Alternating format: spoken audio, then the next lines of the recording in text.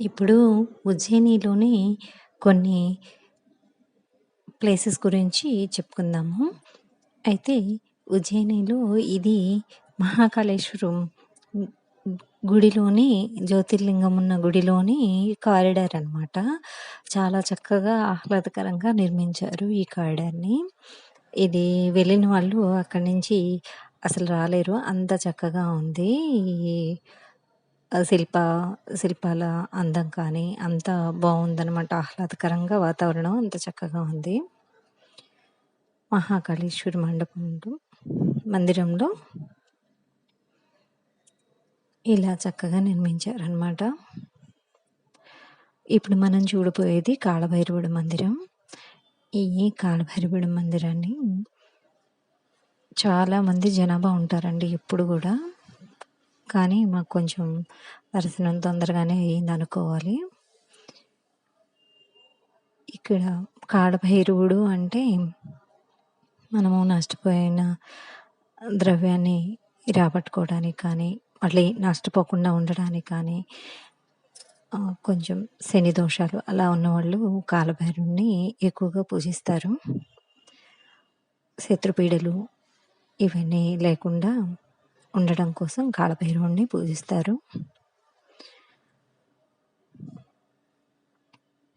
ఇది కాలభైరవుని మండపం అండి.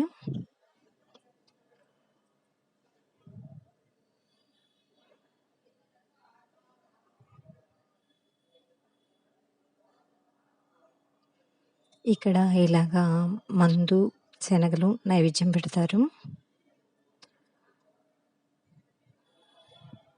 అవి దారిలో వాళ్ళు అడుగుతూ ఉంటారు. వాళ్ళకిచ్చేస్తారనమాట.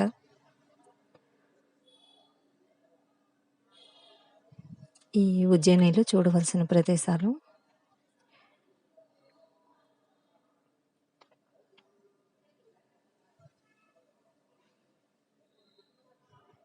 నా సెల్ ఫోను కొంచెం ఇబ్బంది పెట్టిందండి. లేకపోతే ఇంకా అన్నీ తీయాలి, అన్నీ చూపించాలి అనుకున్నాను. ఇది సీతమ్మడి అంటారండి. ఇక్కడ సీతమ్మ వారు వృక్షాన్ని నాటారు అని చెప్తారు.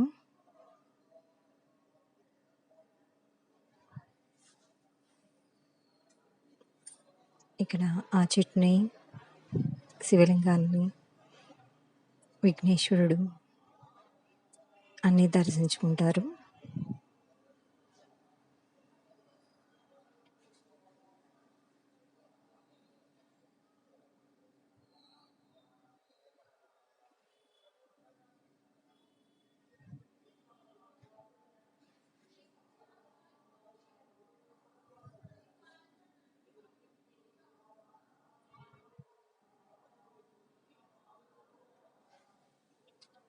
అక్కడ పారే నది క్షిప్రా నది అండి.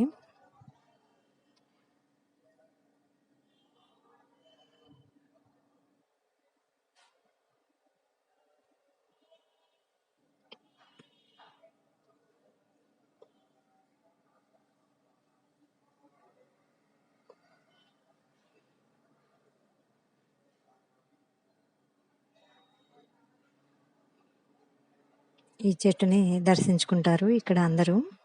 ఇది సీతమ్మ వారు నాటిన చెట్టు అంటారు.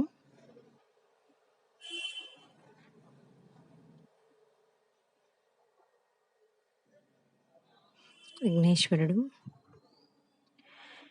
ఇక్కడ క్షిప్రా నది పారుతూ ఉంటుందండి. ఇక్కడ పిండ ప్రదానాలు, నవగ్రహ శాంతులు ఇవన్నీ జరుగుతూ ఉంటాయి.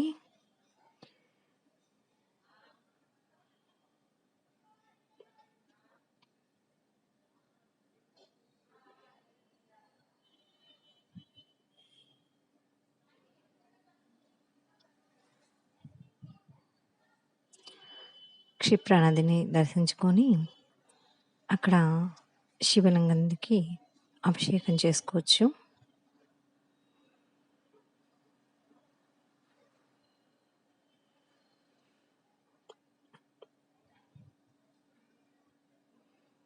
ఇంకా ఇక్కడ చూడవలసిన ప్రదేశాలు చాలా ఉన్నాయండి.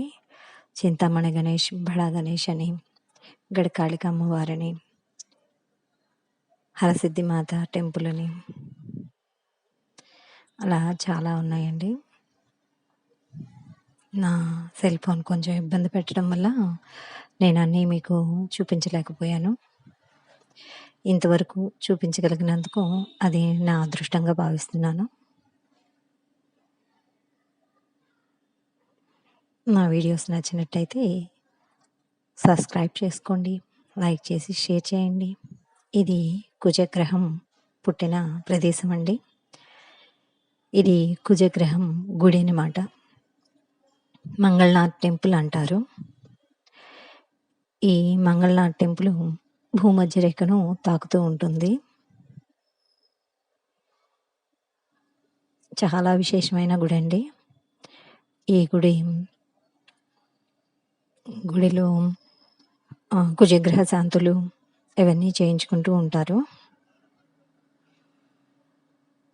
మనకు తెలిసిందే కదండి, కుజగ్రహం అంటే భూ వివాదాలని, నెక్స్ట్ వచ్చేసి సంతానం అని, నెక్స్ట్ వచ్చేసి ఉద్యోగ వ్యాపార అంత అభివృద్ధికి కుజుడిని బాగా పూజిస్తాము.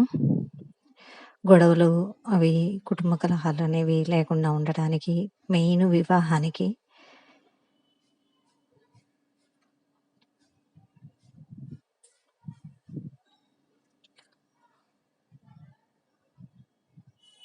ఇది చాలా పెద్ద గుడి, విశాలమైన గుడి. ఇది ఖచ్చితంగా చూడవలసిన గుడుల్లో ఇదొకటి. నాకు అవకాశం లేకపోవటం వల్ల హరసిద్ధిమాత టెంపుల్ ఒకటి, నెక్స్ట్ గడకాలిక శక్తిపీఠం ఒకటి, నెక్స్ట్ చింతామణి గణేష్, బడా గణేష్, ఇట్లాంటి కొన్ని ముఖ్యమైనవి కూడా మీకు చూపించలేకపోతున్నాను. నాకు సెల్ కొంచెం ఇబ్బంది పెట్టింది. అందువల్ల సెల్ ఫోను ఇబ్బంది పెట్టడం వల్ల నేను చూపించలేకపోతున్నాను. కానీ మీరు వెళ్ళినప్పుడు ఖచ్చితంగా చూడడానికి ప్రయత్నించండి.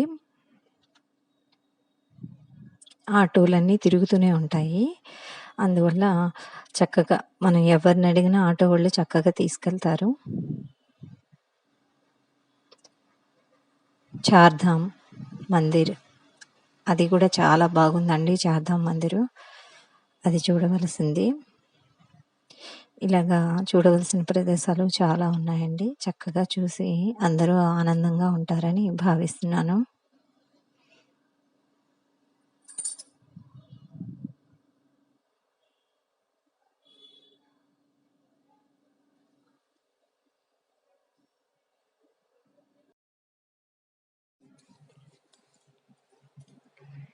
ఈ చార్ధామ్ మందిర్లో అయితే రామేశ్వరము, పూరి జగన్నాథ్ మందిరము, నెక్స్ట్